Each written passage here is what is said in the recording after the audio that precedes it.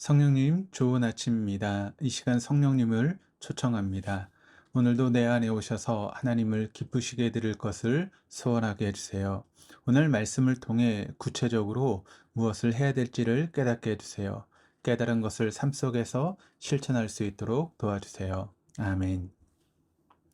오늘 우리가 함께 나누실 하나님 말씀은 마태복음 18장 1절에서 20절까지 말씀입니다.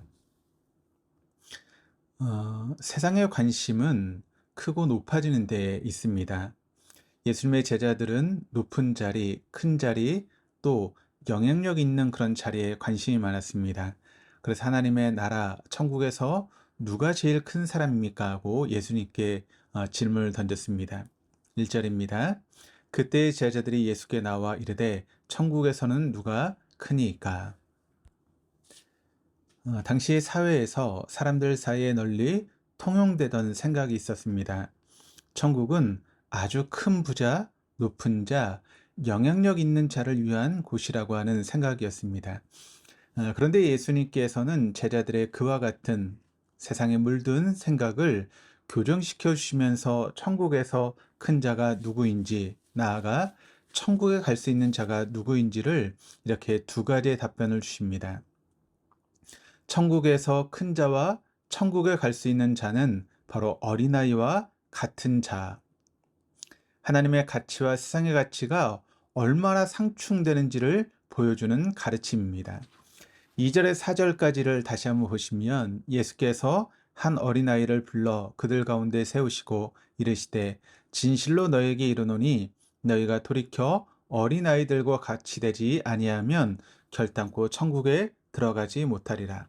그러므로 누구든지 이 어린아이와 같이 자기를 낮춘 사람이 천국에서 큰 자니라. 이처럼 하나님의 가치는 세상의 가치와는 다릅니다. 세상에서는 큰 자가 중요합니다. 세상에서는 높은 자가 중요합니다. 그러나 하나님께서 다스리시는 천국에서는 작은 자가 큰 자입니다. 그것은 겸손한 자에게 허락하시는 곳입니다.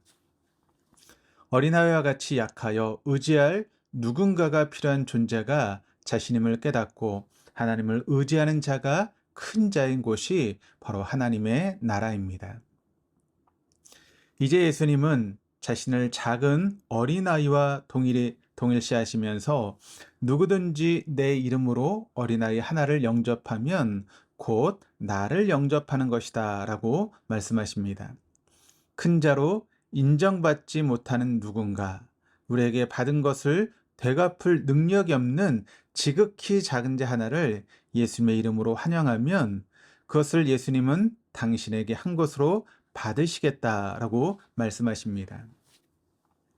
예수님을 환영하고자 한다면 작은 자 하나를 받아 환대하면 되며 예수님을 대접하고자 한다면 지극히 작은 자 하나를 대접하면 주님께서 당신에게 한 것으로 받으신다는 것입니다. 참 놀라운 일입니다. 그러나 동시에 참으로 우리가 두려운 그런 말씀입니다. 왜냐하면 이 예수님의 말씀을 곰곰이 우리가 생각해 보면 지극히 작은 자 하나를 세상의 가치를 따라 무시하는 것은 곧 예수를 업신여기는 것이 되기 때문입니다. 그래서 예수님은 이와 같은 말씀을 하십니다. 10절 말씀을 보시면 상가 이 작은 자 중에 하나도 업신여기지 말라. 너에게 말하노니 그들의 천사들이 하늘에서 하늘에 계신 내 아버지 얼굴을 항상 배옵느니라. 예수님은 나를 믿는 이 작은 자 중 하나를 실족하게 하면 고의로 죄 짓게 하거나 믿음에서 멀어지게 하면 차라리 연재맷돌이 그 목에 달려 깊은 바다에 빠뜨려지는 것이 낫다라고 하십니다. 왜냐하면 작은 자를 향한 주님의 사랑과 관심을 모르고 그와 같은 자를 귀히 여기지 않거나 업신여기거나 실족하게 하는 자에게는 화가 있을 것이기 때문입니다. 그러시면서 영원한 불과 형벌에 던져지는 것보다 차라리 손과 발을 찍어 내어버리고 영생에 들어가는 것이 낫다라고 하십니다. 잃어버린 한 마리 양을 소중히 여기시는 목자 되신 예수님의 마음도 비유를 통해 우리에게 알려주십니다. 이 모든 비유와 가르침을 통해 하나님의 범죄에 대한 엄격한 기준과 작은 자에 대한 관심, 그리고 지옥의 형벌이 얼마나 무겁고 무서운 것인지를 알려주십니다. 세상은 99마리의 양만이 소중하다 합니다. 그러나 예수님께서는 잃어버린 한 마리 양이 소중합니다. 세상의 관심은 큰 자입니다. 우리 주님의 관심은 작은 자입니다. 그러시면서 예수님은 하나님의 뜻을 말씀해 주십니다. 하나님의 뜻, 14절입니다.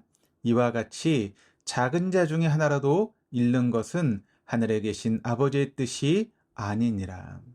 그래서 선한 목자 되신 예수님은 우리를 위해 이 땅에 오셨으며 잃어버린 작은 약한 한 마리의 양을 찾으시고 그 양이 길을 잃어 헤맬 때 아파하시고 그 양을 찾으시며 함께 기뻐하시고 잔치를 여는 목자가 되셨습니다. 죄 가운데 있는 한 영혼을 돌이키는 것에 대해서도 구체적인 지시를 주십니다. 먼저는 조용히 개인적으로 가서 권고하라 하십니다. 오직 둘만 있을 때 인격적으로 그 잘못 혹은 죄를 깨닫도록 그리고 돌아서도록 기회를 주도록 하십니다.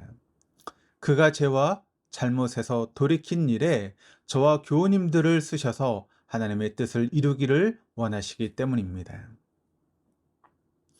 그 인격적으로 주시는 기회는 한 번으로 그치지 않습니다. 또다시 기회를 주십니다.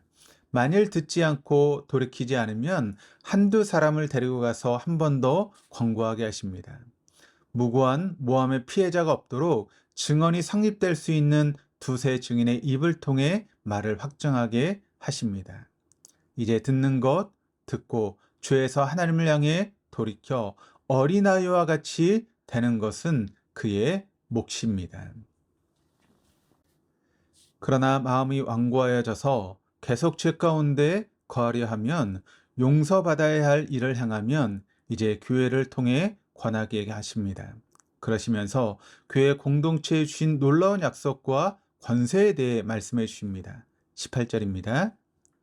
진실로 너에게 이르노니 무엇이든지 너희가 땅에서 매면 하늘에서도 매일 것이요 무엇이든지 땅에서 풀면 하늘에서도 풀리리라. 저는 언제나 하늘만을 먼저 생각했습니다. 그런데 주님께서는 그 하늘의 권세를 이루게 하는 열쇠를 땅에 있는 주님을 구세주로 믿는 그분의 말씀을 따르는 두세 사람의 모임, 교회 공동체에 허락해 주셨습니다. 간구와 기도, 말씀의 순종과 합심의 중보를 통해 땅에서 하늘 문을 열도록 하십니다. 그러시며 약속하십니다. 두세 사람이 내 이름으로 모인 곳에는 나도 그들 중에 있느니라. 잃어버린 양을 찾아오신 주님, 지극히 작은 자 하나를 위해 천국을 예비하신 주님께서는 우리가 겸손히 주님을 의지하는 작은 자로 주님 앞에 서기를 원하십니다. 그리고 나아가 지극히 작은 자를 섬기도록 하십니다. 그들을 실족하게 하는 것이나 업신여기는 것은 주님의 뜻이 아니기에 제 가운데 있는 자까지도 합심하여 돌이키도록 하십니다. 그와 같은 두세 사람의 공동체에게 주님은 나도 그들 중에 곧 우리와 함께 계시겠다는 놀라운 약속을 허락하십니다. 오늘 지극히 작은 우리를 위해 이 땅에 오신 주님 앞에 우리 모두가 작은 자로 겸손한 자로 함께 서시기를 원합니다. 또한 우리에게 보내주신 작은 자를 섬기기를 원합니다. 그리고 함께 권고하고 돌이키며 붙들어주고 합심하여 하늘 문을 여는 강구의 사람들이 다 되시기를 우리 중에 함께 하시는 주님과 동행하시는 주님의 가치를 소유한 동덕의 모든 교우들 다 될 수 있기를 주님의 이름으로 축원합니다. 기도하시겠습니다.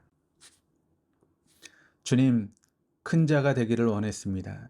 그러나 주님의 뜻은 작은 자가 되는 것임을 배웠습니다. 높은 자에게 잘 보이기를 원했습니다. 그러나 주님은 낮은 자, 작은 자를 섬기는 삶을 원하심을 배웠습니다.